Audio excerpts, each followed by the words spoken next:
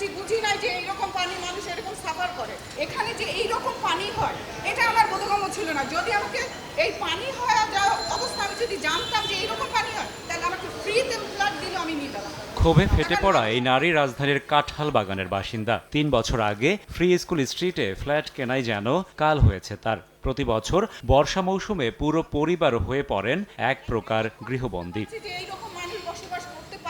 রাজধানী ঢাকা ঘূর্ণিঝড় রেমালের প্রভাবমুক্ত হয় ভোর থেকেই। সকাল ৬টার দিকে বৃষ্টি বন্ধ হয়, মেঘমুক্ত আকাশে দেখা মেলে রোদেরও। তবে ঝড় চলে গেলেও ভোগান্তি পিছু ছাড়েনি নগরবাসীর।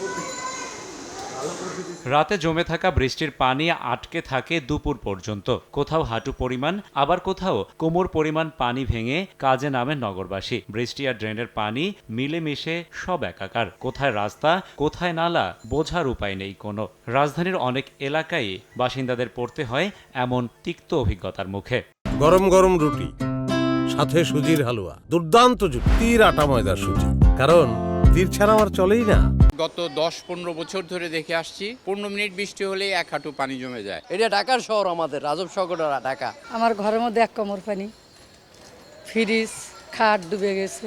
অপরিচ্ছন্ন জীবাণুযুক্ত পানি থেকে বাঁচতে অনেকে হাঁটার পথ পার হন রিকশা যোগে। নাগরিকদের অভিযোগ, এমন ভোগান্তির দায় ঘূর্ণিঝড় রেমালের নয়। বৃষ্টি হলেই এমন করুণ পরিণতি তাদের নিত্যসঙ্গী। বাসা থেকে বাজার দূরত্ব 3 মিনিটের হাঁটার পথ, কিন্তু আমাকে এখন 40 টাকা রিক্সা, 30 টাকা রিক্সা ভাড়া দিয়ে আমাকে বাজার করতে যেতে হচ্ছে। সকালেও মেয়ে নিয়ে স্কুলে গেলাম, এখন পর্যন্ত আসলাম, এই একই অবস্থা। বাসাটা তো পুরো ডুবে গেছে, এটা ওটা আমারটা সবই ডুবে গেছে। কয় ঘন্টা ধরে?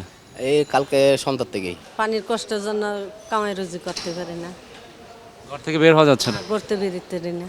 জলাবদ্ধতার পাশাপাশি খুঁড়ে রাখা রাস্তাও ভোগান্তি বাড়ায় মানুষের, সেই সঙ্গে ঝড়ে উপড়ে পড়া গাছও। তবে এসব সমস্যা থেকে মুক্তি দিতে মাঠে ছিলেন সিটি কর্পোরেশনের কর্মীরা। আমি পারবো এখন, আমার অন্দিয়ার থুইছে 2.5 মন, এটা কি করে নামবো মানে একটু টাইম নিব। আমরা যে সাপল কাটা দিয়ে যে উঠাইতেছি, পিট উঠাইতেছি, পানি মুখে যে ময়লাগুলো ওইগুলো সরাইতেছি।